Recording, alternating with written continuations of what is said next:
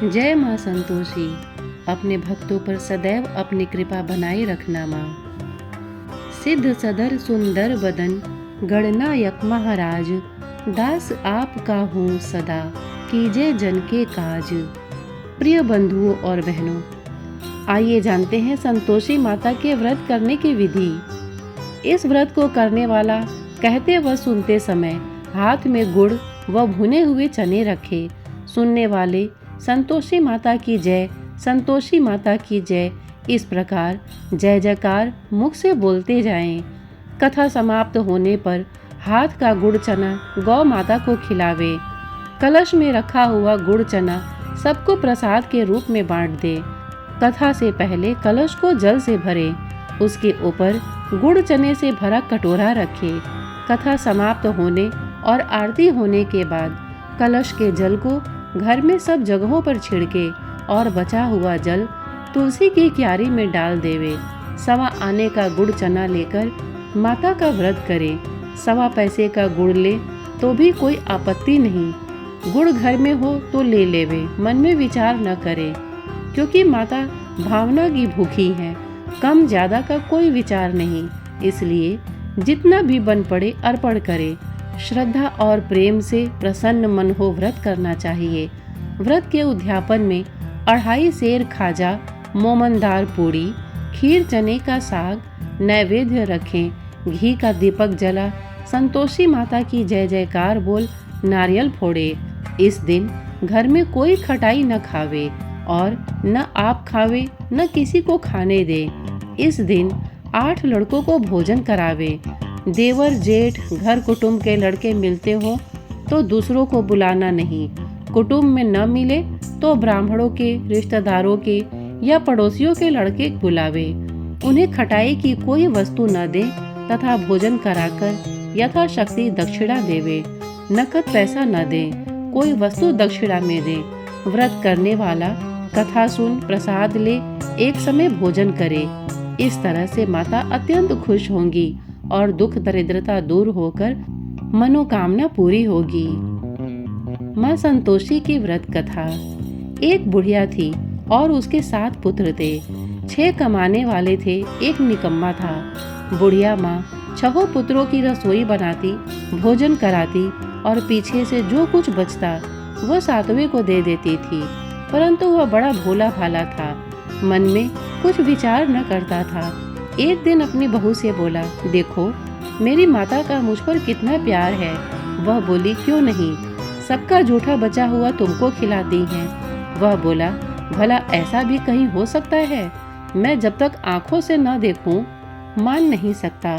बहू ने हंसकर कहा, तुम देख लोगे तब तो मानोगे। कुछ दिन बाद बड़ा त्योहार आया। घर में 7 प्रकार के भोजन और चूरमा के लड्डू बने। वह जांचने को सिर दर्द का बहाना बनाकर पतला कपड़ा सिर पर ओढ़कर रसोई घर में सो गया और कपड़े में से सब देखता रहा। 6 भाई भोजन करने आए। उसने देखा माँ ने उनके लिए सुंदर सुंदर आसन बिछाए हैं, 7 प्रकार की रसोई परोसी है। वह आग्रह करके जिमाती है। वह देखता रहा। 6 भाई भोजन कर उठे, तब माता ने उनकी जूठी थालियों में से लड्डुओं के टुकड़ों को उठाया और एक लड्डू बनाया। जूठन साफ कर बुढ़िया माँ ने पुकारा, उठो बेटा, 6 भाई भोजन कर गए, अब तू ही बाकी है, उठ ना, कब खाएगा? वह कहने लगा, माँ मुझे भोजन नहीं करना, मैं परदेश जा रहा हूँ। माता ने कहा, कल जाता हो तो आज ही जा। वह बोला, हाँ हाँ आज ही जा रहा हूँ। यह कहकर वह घर से निकल गया। चलते समय बहू की याद आई। वह गौशाला में कंडे थाप रही थी। वहीं जाकर उससे बोला, हम जावे परदेश को, आवेंगे कुछ काल, तुम रहियो संतोष से, धर्म आपनो पाल।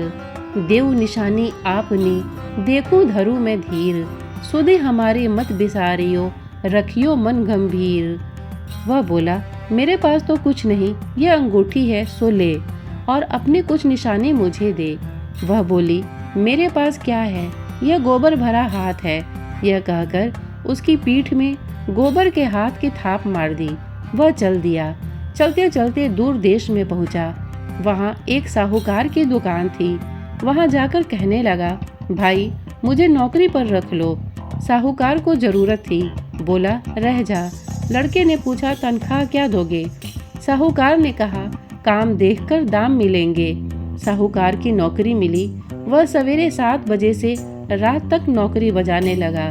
कुछ दिनों में दुकान का सारा लेन देन, हिसाब किताब, ग्राहकों को माल बेचना, सारा काम करने लगा। साहूकार के 7-8 नौकर थे।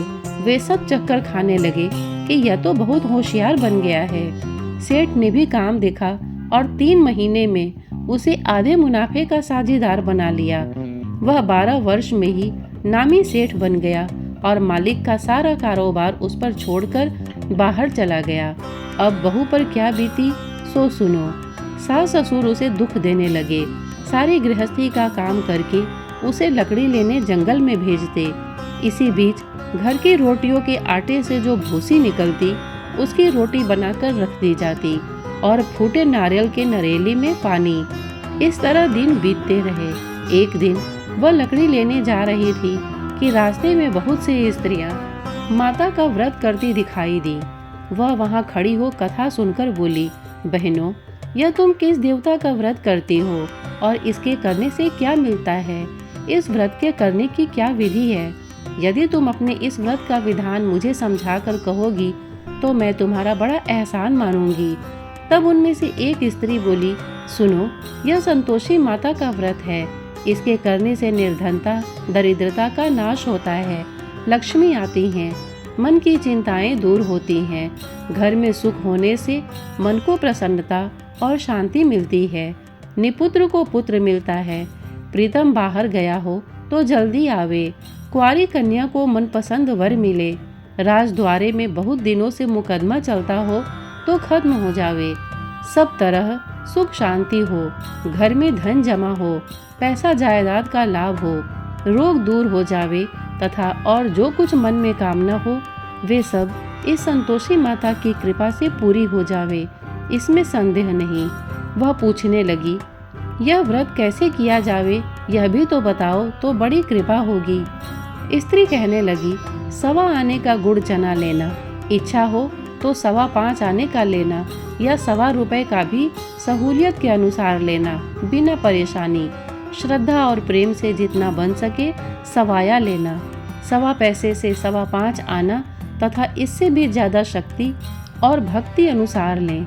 हर शुक्रवार को निराहार रह कथा कहना या सुनना, इसके बीच क्रम टूटे नहीं, लगातार नियम पालन करना। सुनने वाला कोई न मिले तो घी का दीपक जला उसके आगे जल के पात्र को रख कथा कहना, परंतु नियम न टूटे। जब तक कार्य सिद्ध न हो नियम पालन करना और कार्य सिद्ध हो जाने पर व्रत का उद्यापन करना। 3 मास में माता फल पूरा करती हैं। यदि किसी के खोटे ग्रह हो तो भी माता वर्ष भर में अवश्य कार्य को सिद्ध करती हैं।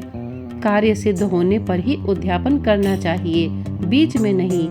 उद्यापन में 2.5 सेर आटा का खाजा, इसी परिमाण से खीर तथा चने का साग करना, 8 लड़कों को भोजन कराना, जहाँ तक मिले देवर जेठ भाई बंधु कुटुंब के लड़के लेना, न मिले तो रिश्तेदारों और पड़ोसियों के लड़के बुलाना, उन्हें भोजन कराना, यथाशक्ति दक्षिणा दे माता का नियम पूरा करना। उस दिन घर में कोई खटाई न खावे। यह सुनकर बुढ़िया के लड़के की बहू चल दी। रास्ते में लकड़ी के बोझ को बेच दिया और उन पैसों से गुड़ चना ले माता के व्रत की तैयारी कर आगे चली और सामने मंदिर देख पूछने लगी, यह मंदिर किसका है? सब कहने लगे, संतोषी माता का मंदिर है। यह सुन माता के मंदिर में जा माता के चरणों में लौटने लगी, दीन होकर विनती करने लगी, माँ, मैं निपट मूर्ख हूँ, व्रत के नियम कुछ नहीं जानती, मैं बहुत दुखी हूँ। हे माता जगजननी, मेरा दुख दूर कर, मैं तेरी शरण में हूँ। माता को दया आई। एक शुक्रवार बीता कि दूसरे शुक्रवार को ही इसके पति का पत्र आया और तीसरे को उसका भेजा हुआ पैसा भी आ पहुँचा। यह देख जेठानी मुँह सिकोड़ने लगी, इतने दिनों में इतना पैसा आया, इसमें क्या बड़ाई है? लड़के ताने देने लगे, काकी के पास अब पत्र आने लगे, रुपया आने लगा, अब तो काकी की खातिर बढ़ेगी, अब तो काकी बुलाने से भी नहीं बोलेंगी। बेचारी सरलता से कहती, भैया पत्र आवे रुपया आवे तो हम सबके लिए अच्छा है। ऐसा कहकर आंखों में आंसू भर संतोषी माता के मंदिर में मातेश्वरी के चरणों में गिरकर रोने लगी। माँ, मैंने तुमसे पैसा नहीं मांगा, मुझे पैसे से क्या काम है, मुझे तो अपने सुहाग से काम है। मैं तो अपने स्वामी के दर्शन और सेवा मांगती हूँ। तब माता ने प्रसन्न होकर कहा, जा बेटी, तेरा स्वामी आएगा। यह सुन खुशी से बावली हो घर में जा काम करने लगी। अब संतोषी माँ विचार करने लगी, इस भोली पुत्री से मैंने कह तो दिया तेरा पति आवेगा, पर आवेगा कहाँ से? वह तो स्वप्न में भी इसे याद नहीं करता, उसे याद दिलाने मुझे जाना होगा। इस तरह माता बुढ़िया के बेटे के पास जा स्वप्न में प्रकट हो कहने लगी, साहूकार के बेटे, सोता है या जागता है? वह बोला, माता सोता भी नहीं हूँ, जागता भी नहीं हूँ, बीच में ही हूँ, कहो क्या आज्ञा है? माँ कहने लगी, तेरा घर बार कुछ है या नहीं? वह बोला, मेरा सब कुछ है माता, माँ बाप भाई बहन बहू, क्या कमी है?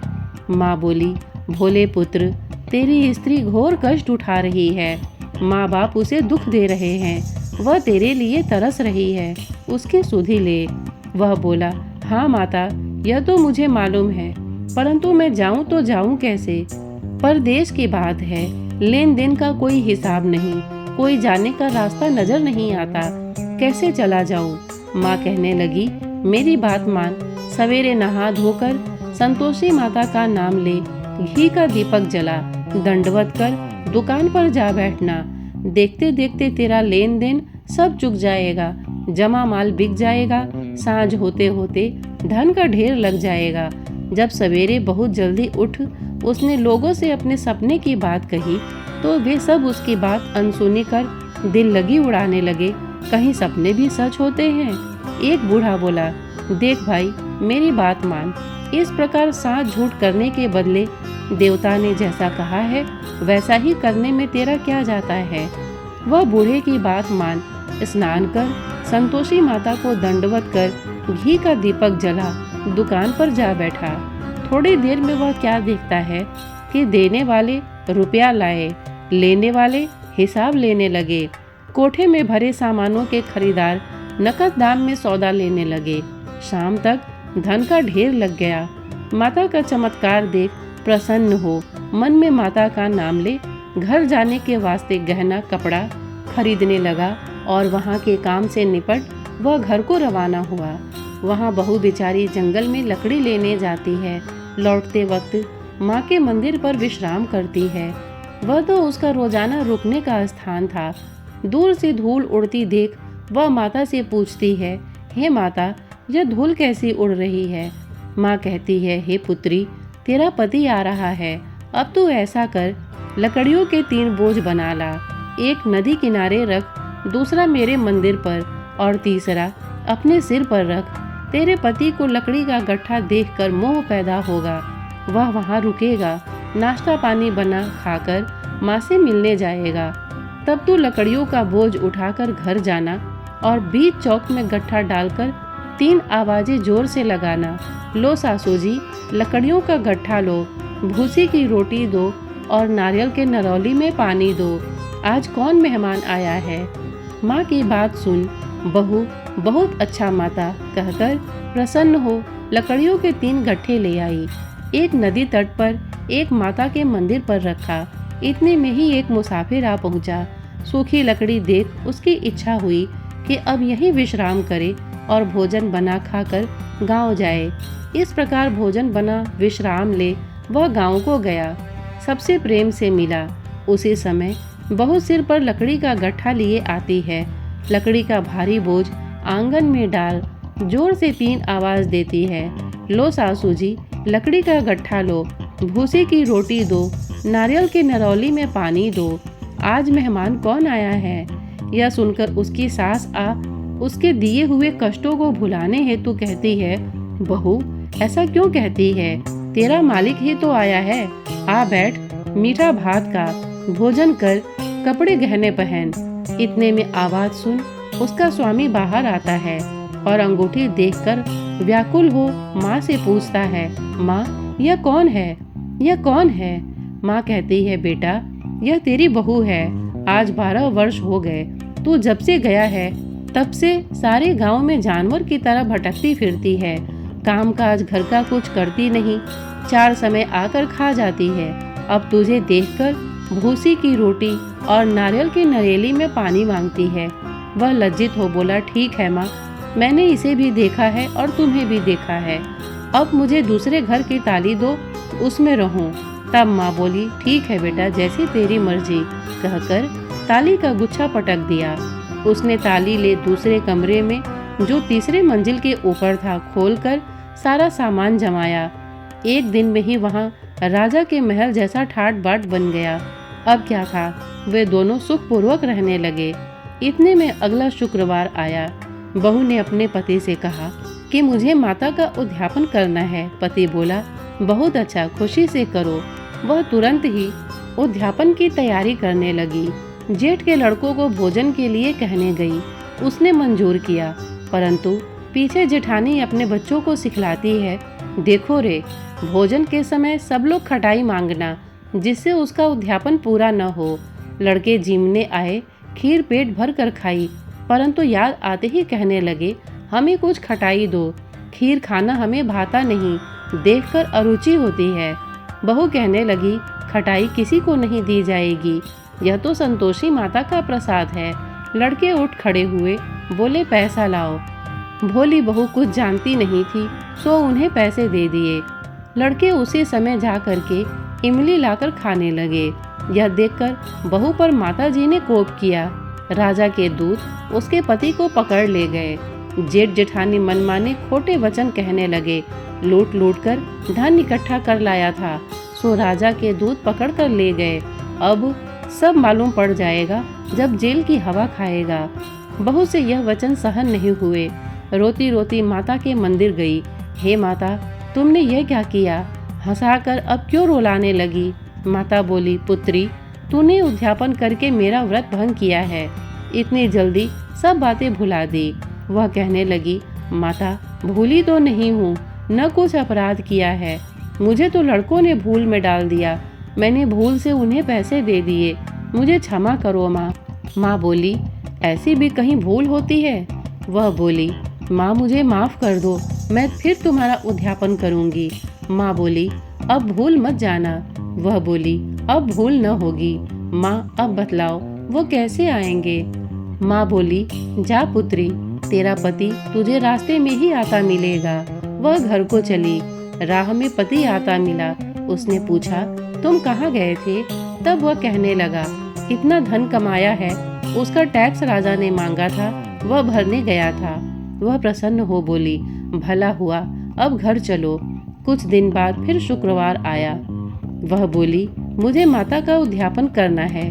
पति ने कहा, करो।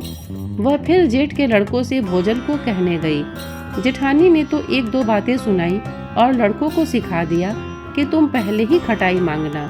लड़के कहने लगे, हमें खीर खाना नहीं भाता, जी बिगड़ता है, कुछ खटाई खाने को देना। वह बोली, खटाई खाने को नहीं मिलेगी, आना हो तो आओ। वह ब्राह्मणों के लड़के लाकर भोजन कराने लगी। यथाशक्ति दक्षिणा की जगह पर एक फल उन्हें दिया। इससे संतोषी माता प्रसन्न हुई। माता की कृपा होते ही 9वें मास उसको चंद्रमा के समान पुत्र प्राप्त हुआ। पुत्र को लेकर प्रतिदिन माता जी के मंदिर जाने लगी। माँ ने सोचा कि यह रोज आती है, आज क्यों न मैं इसके घर चलूं, इसका आसरा देखूं तो सही। यह विचार कर माता ने भयानक रूप बनाया। गुड़ और चने से सना मुख, ऊपर से सूंड के समान होठ, उस पर मक्खियां भिनभिना रही थी। दहलीज में पांव रखते ही उसकी सास चिल्लाई, देखो रे, कोई चुड़ैल डाकिन चली आ रही है, लड़कों इसे भगाओ, नहीं तो किसी को खा जाएगी। लड़के डरने लगे और चिल्लाकर खिड़की बंद करने लगे। बहू रोशनदान में से देख रही थी। प्रसन्नता से पगली होकर चिल्लाने लगी, आज मेरी माता मेरे घर आई हैं। यह कहकर बच्चे को दूध पिलाने से हटाती है। इतने में सास का क्रोध फूट पड़ा। बोली, इसे देखकर कैसी उतावली हुई है जो बच्चे को पटक दिया। इतने में माँ के प्रताप से जहाँ देखो वहीं लड़के ही लड़के नजर आने लगे। वह बोली, माँ जी, मैं जिनका व्रत करती हूँ यह वही संतोषी माता है। इतना कह झट से सारे घर के किवाड़ खोल देती है। सबने माता के चरण पकड़ लिए और विनती कर कहने लगे, हे माता, हम मूर्ख हैं, अज्ञानी हैं, पापी हैं। तुम्हारे व्रत की विधि हम नहीं जानते। तुम्हारा व्रत भंग कर हमने बहुत बड़ा अपराध किया है। हे माता, आप हमारा अपराध क्षमा करो। इस प्रकार माता प्रसन्न हुई। माता ने बहू को जैसा फल दिया वैसा सबको दे। जो पढ़े उसका मनोरथ पूर्ण हो। बोलो संतोषी माता की जय। योग सिद्धि विदेह जनक को गुरु अष्टावक्र ने आधे श्लोक में ही सब शास्त्रों का सार बता दिया था।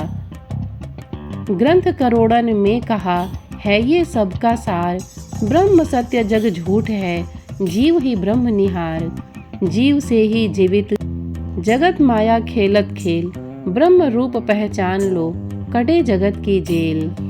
जय माँ संतोषी, आपको बारंबार प्रणाम है माँ। संतोषी माता की आरती। जय संतोषी माता, बोलो जय संतोषी माता। अपने सेवक जन को सुख संपत्ति दाता। ओम जय संतोषी माता। सुंदर चीर सुनहरी माँ धारण कीनो। हीरा पन्ना दमके तन सिंगार लीनो। ओम जय संतोषी माता। गेरू लाल छटा छवि बदल कमल सोहे। मंद हसत करुणामय त्रिभुवन जन मोहे। ओम जय संतोषी माता। स्वर्ण सिंहासन बैठी चवर ढूढ़े प्यारे। धूप दीप नैवेद्य मधु मेवा भोग धरे। ओम जय संतोषी माता। गुड़ अरु चना परम प्रिय तामे संतोष कियो। संतोषी कहलाई भक्तन विभव दियो। जय संतोषी माता। शुक्रवार प्रिय मानत आज दिवस सोही। भक्त मंडली आई कथा सुनत मोही। जय संतोषी माता। मंदिर जगमग ज्योति मंगल ध्वनि छाई। विनय करे हम बालक चरणन सिर नाई। ओम जय संतोषी माता। भक्ति भावमय पूजा अंगीकृत कीजिए। जो मन बसे हमारे इच्छा फल दीजिए। जय संतोषी माता। दुखी दरिद्री रोगी संकट मुक्त किए। बहुधन धान्य भरे घर सुख सौभाग्य दिए। जय संतोषी माता। ध्यान धरो जानि तेरो मन वांछित फल पायो। पूजा कथा श्रवण कर घर आनंद आयो। जय संतोषी माता। शरण गहे के लज्जा रखियो जगदम्बे। संकट तू ही निवारे दयामयी अम्बे। जय संतोषी माता। संतोषी माँ की आरती जो कोई नर गावे। रिद्धि सिद्धि सुख संपत्ति जी भर के पावे। जय संतोषी माता। जय संतोषी माता। ओम जय संतोषी माता। अपने सेवक जन को सुख संपत्ति दाता। ओम जय संतोषी माता। एक बार प्रेम से बोलिए, जय माँ संतोषी। श्रोतागण, इतने धैर्य से इसे सुनने के लिए आपने अपना बहुमूल्य समय दिया। इसके लिए आपका बहुत बहुत धन्यवाद। नमस्कार।